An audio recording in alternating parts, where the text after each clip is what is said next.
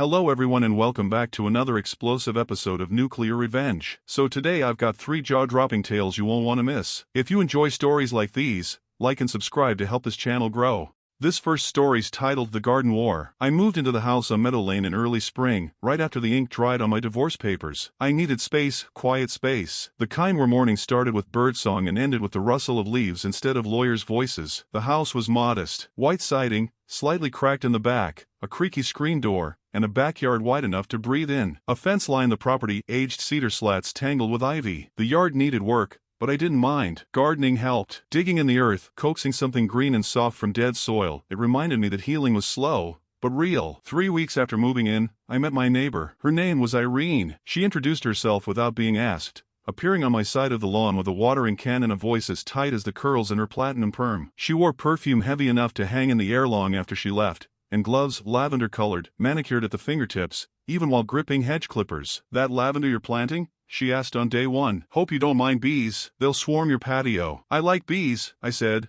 not looking up. Her smile was like glass, thin, sharp, and cold. From then on, Irene inserted herself into my days. Advice I hadn't asked for. Warnings about compost, about squirrels, about roots that would ruin the line of your property. She corrected the way I pruned, told me which mulch was too coarse. I nodded and said nothing. It was easier that way, until one afternoon, I came home from the store to find her on my side of the fence. She stood near the boundary line, hammer in hand, a length of green wire looped around her wrist. Nails, long, rusting spikes, had been driven through my fence. Hooks hung off them, each supporting a potted plant. Her plants. "What are you doing?" I asked, my voice flat. She turned like she hadn't heard me approach. "Just dressing up the property line. It was such an eyesore." "That's my fence." "Oh." Her smile didn't move. "It's right on the edge, isn't it? Can't be sure who owns it. I had it surveyed. I pay for the installation myself." "Well, it's only flowers," she said, turning back to the fence. "You should be grateful. It needed a little elegance." I didn't argue. Not then. That night, after the sun dipped low, I walked the line with a claw hammer and pulled every nail, one by one. I set her potted plants gently in the grass on her side and sprayed a thin orange line, survey accurate, across the base of the fence. The next morning, I saw her standing at her kitchen window, seething behind glass. A week passed. Then came the retaliation. I returned from work one evening to find the vine I'd been nurturing, honeysuckle, delicate and reaching, was dead, cut from the roots. A man was climbing into a pickup truck out front. I stopped him, asked what happened. "Lady next door hired me," he said,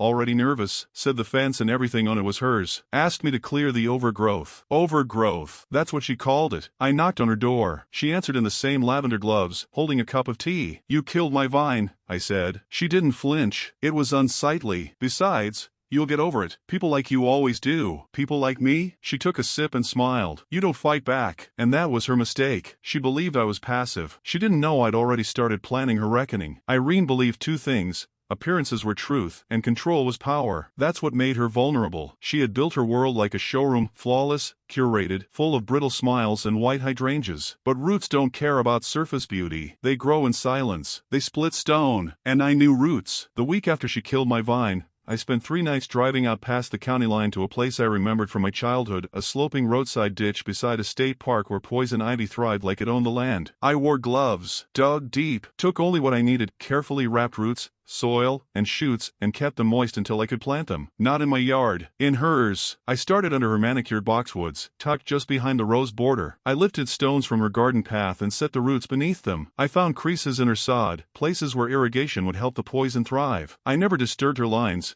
never left a trace. I watered sparingly, just enough. Then I waited. A week later, Irene came outside in a wide-brimmed hat and gloves, inspecting her yard like a general reviewing troops. She pulled a sprig of green from her azalea bed and sniffed. She didn't recognize it. Perfect. By the 3rd week, the ivy had spread, intertwined with her jasmine, wrapped around the base of her white trellis, blended with creeping time until the irritation showed up, first on her wrists, then on her neck. At the HOA meeting that Thursday, she wore gauze bandages and glared at everyone like they'd done it to her personally. She hired a new gardener. A real one this time. I watched from my porch as he examined the infestation with a gloved hand and shook his head. He left within the hour. She tried to dig it out herself. That was the moment I waited for. Irene had no idea how aggressive poison ivy roots can be, how deep they go, how quickly they regenerate if you leave even a strand behind. Every time she ripped one out, 3 more crept in. Her garden began to yellow. Her lawn blistered with dead patches patches where she tried to scorch the ivy with chemicals. One of her hydrangeas collapsed under the weight of the trellis when it finally gave in, but the final blow came from the city. I made an anonymous call to code enforcement, told them the woman at 207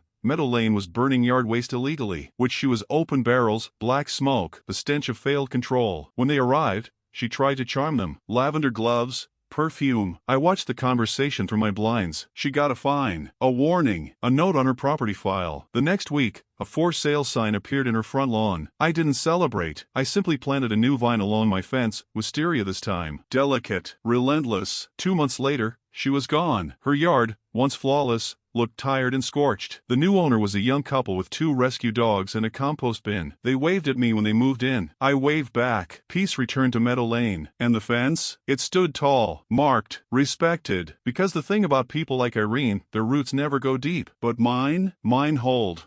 This next story is titled The Bully. It started with gym class. I was 15, too skinny, too quiet, too uninterested in everything that made boys popular: sports, noise, blind allegiance to whoever yelled the loudest. My only mistake was showing up. My second mistake was not knowing what kind of man Luke Burrows was. He wasn't big in the way athletes are. He wasn't muscular. He was wide, dense, the kind of thick that made you flinch if he moved toward you too fast. He had a head like a bowling ball and hands like bruises. He was always laughing, always pushing, always daring someone to call him out. No one ever did. We were in the same gym class, mandatory weight training. Second period. The first time he noticed me was when coach paired us for a deadlift demo. I was supposed to spot him. I did. He added another plate, turned toward me, and said, "Watch my form real close. Wouldn't want you to miss anything important." He winked. He bent over the bar. And then he farted. Loud, wet, directed. He dropped the bar and turned around, eyes wide in mock surprise. The whole class roared. I laughed too short, awkward, to cover the heat crawling up my face. That was the start. He called me Twitch, said I moved like a scared animal, kept trying to guess what I was on. ADHD? Autism? Math? It didn't matter. It was a game to him. He'd whisper garbage when I walked by, brush 2 clothes in the locker room, grab my towel and pretend to whip me with it. Once, he pressed his whole chest against my back in the showers and whispered, "Don't flinch, just relax." I did flinch. Hard. He laughed for 5 straight minutes. I told coach. He told me,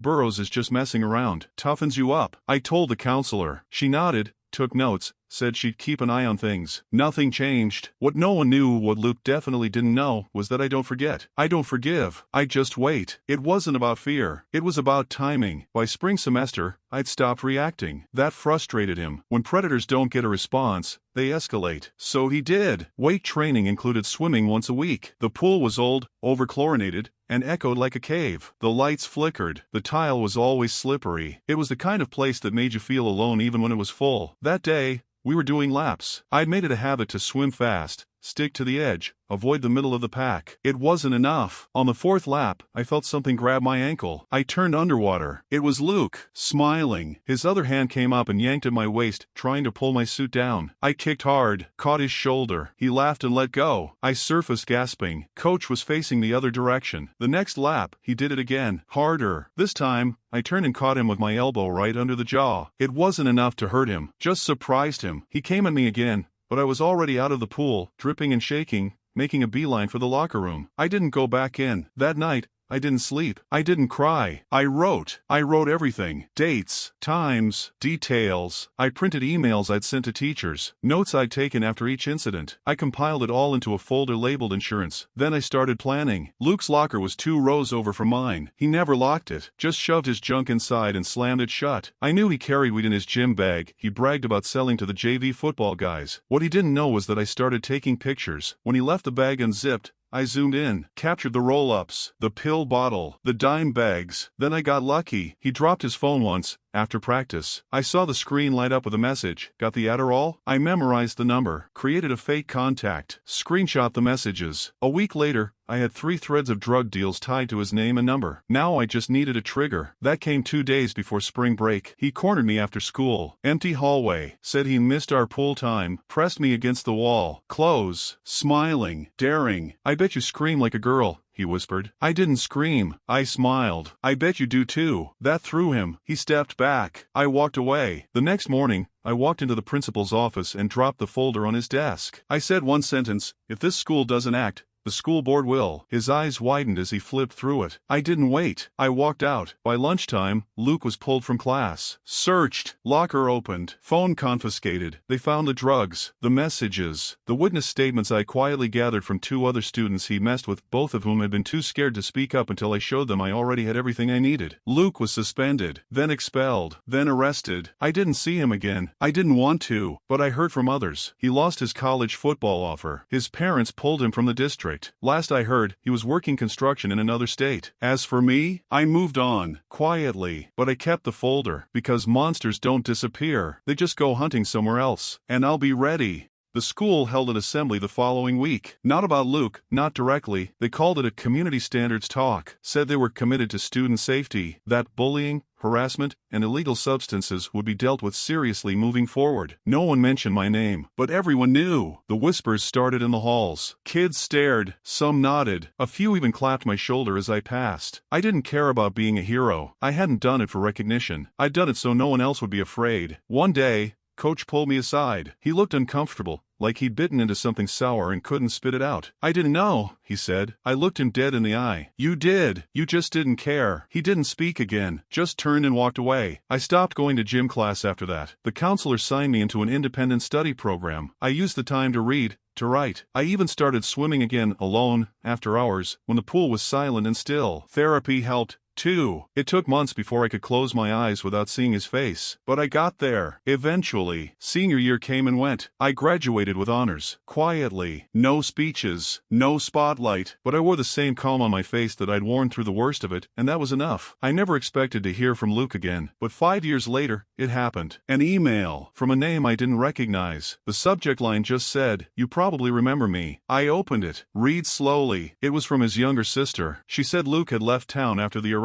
Spent 2 years spiraling, drugs, drinking, short jobs, shorter tempers. Eventually, he hit bottom. He got clean, joined a re-entry program, took night classes. She said he never talked about what happened in high school. Except once. She said he called it the day the lights came on. Apparently, he never knew how deep I'd gone, how much I'd built before I struck. He thought I was just another target until the moment the world flipped on him. He told her it was the first time he realized he wasn't the strongest person in the room. I didn't reply to the email. I didn't need to. Some ghosts deserve to rest, and some just need to know they were seen. The truth is, I don't think about Luke much anymore. I've got a life now. A good one. Friends who get it. A body I built on my own terms, not because someone mocked me but because I learned what strength really is.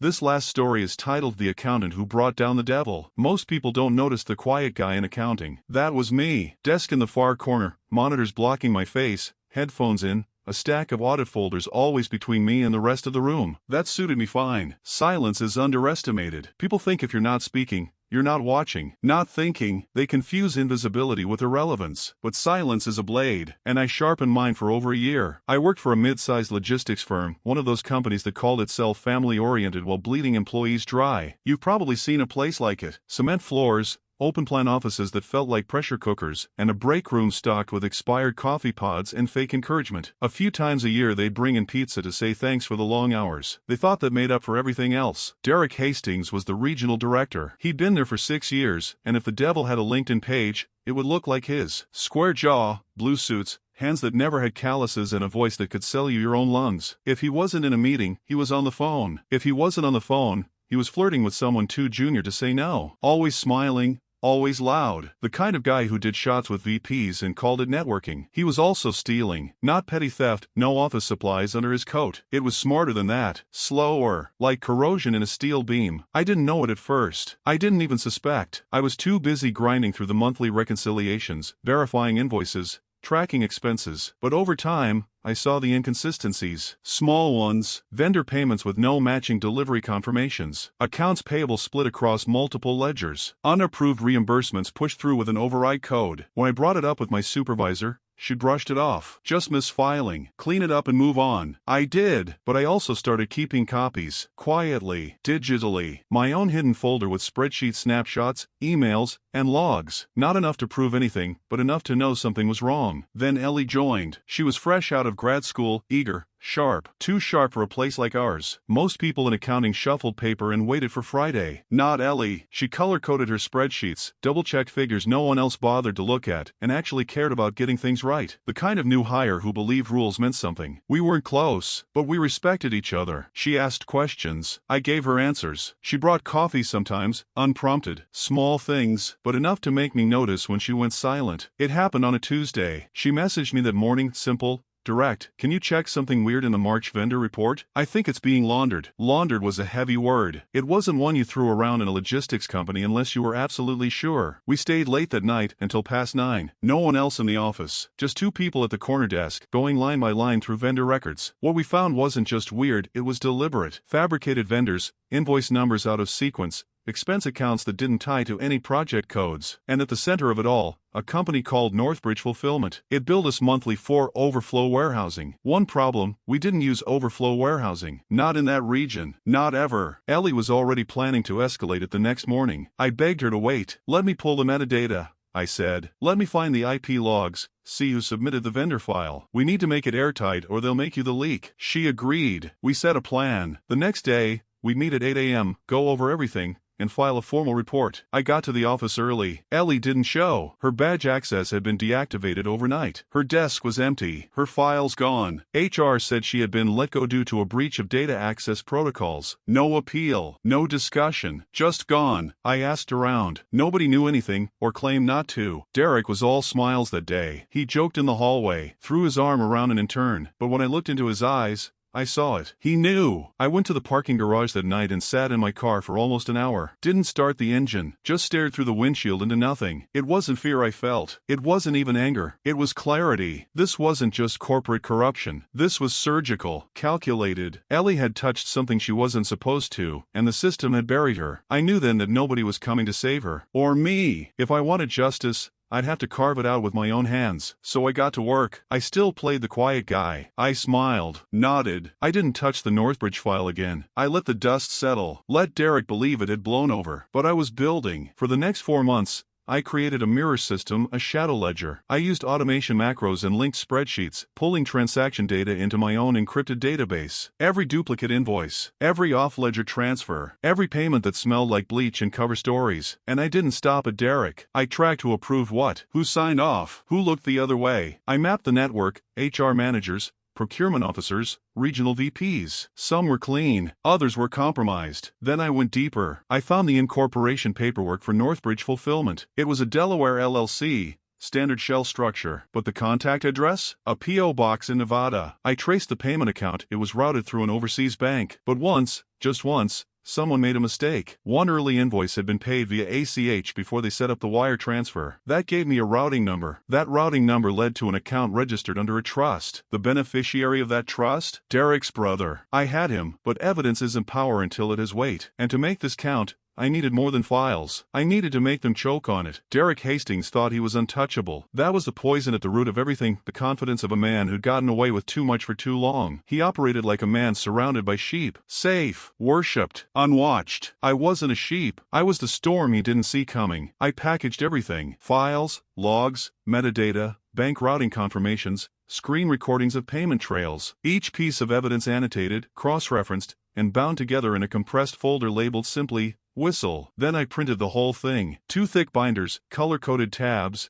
summary pages with executive-friendly language. I mailed the first to our parent company's external audit firm. The second went to the local office of the state attorney general with a cover letter citing potential violations of corporate fraud, wire fraud, and FCPA statutes. But I didn't stop there. Derek lived on public image. He had a side gig as a business mentor on LinkedIn, wrote blog posts about ethical leadership, even spoke on panels at junior business schools. I made sure to email anonymous packages to each organization where he was affiliated, all with subject lines like, "You should know who's wearing your name." It took 9 days. The first ripple came when Derek was called into a compliance audit with no warning. He returned white-faced, locked in his office the rest of the day. 2 days later, HR made a quiet inquiry about his travel expenses. Then the CFO's assistant, one of the few people I trusted, tipped me off. They're pulling vendor files. All of them. That same night, a LinkedIn post from one of Derek's business forums disappeared. The speaker bio vanished. His blog, too. On the 12th day, Derek didn't show up. His parking spot was empty. His name was removed from the staff portal by noon. No announcement, just deleted. By then, whispers were everywhere. Someone had tipped off the press. Not me, though I wasn't complaining. A local investigative journalist published an article, Regional Director Implicated in Six-Figure Fraud Scheme, Whistleblower Files Shake Logistics Firm. The fallout was glorious. The parent company launched a full internal review. Contracts were frozen. A third-party audit team took over. Several managers resigned within the week. HR restructured. And in the center of it all, like a rotting core exposed to the light,